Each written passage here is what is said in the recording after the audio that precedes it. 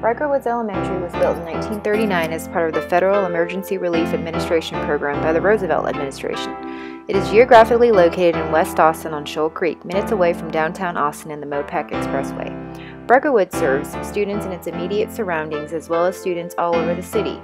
34% of students attend on a transfer basis. Yearbook photos of students and teachers depict a homogeneous group dating back from the 1940s through the 1960s. Situated among century-old heritage live oak trees, the school has an intimate suburban feel, although it is considered an urban school. Classroom garden plots, native plants, and butterfly gardens line the perimeter of the school, and parent volunteers are often seen gardening or working on school landscaping projects. Being green is strongly advocated at Riker Woods by the School Parent-Teacher Association, so many students can be seen riding or biking to school every morning.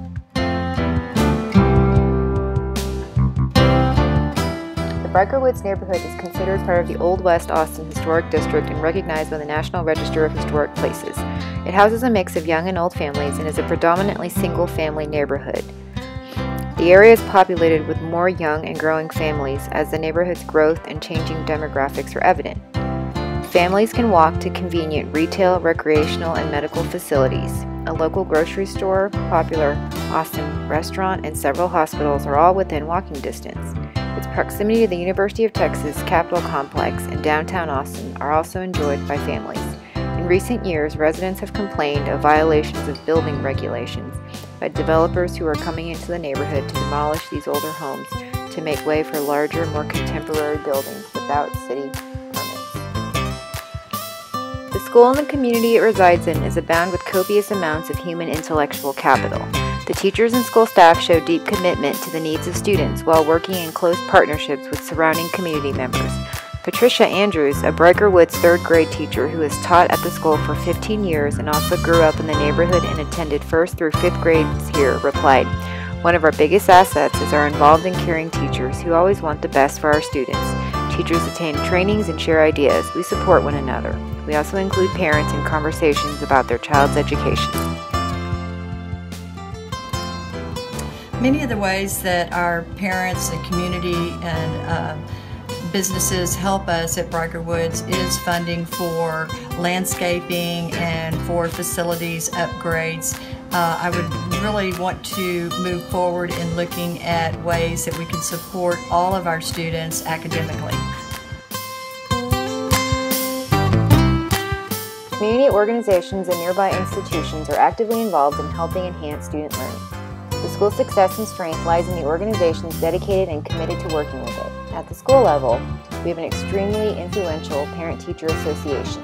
Parents dedicate their time to extensive projects and events before, during, and after the school day. Parents are passionate about raising funds, volunteering, and are actively involved in school affairs. They form a myriad of task forces to address everything from their child's academic success to environmental issues and community issues on campus. With the abundant wealth of resources, Riker Woods can and must do more to improve in these areas, increasing involvement of parents from communities of color, closing the persistent achievement gap between white and Hispanic and students considered economically disadvantaged, and taking steps to acknowledge, honor, and celebrate the cultures of students of color at our school. Data indicates that the overwhelming majority of parents active at school are those of white students. Our school community should identify the cultural wealth and assets that are abundant in our communities of color. For example, the ability to be bilingual is an example of linguistic capital, an asset that resides in our Hispanic and Asian-speaking families. Growing diversity is a defining fact of the American school system, so schools and communities must find ways to unite students, families, and staff. We must start with defining diversity as a strength and honoring open discussions of these issues.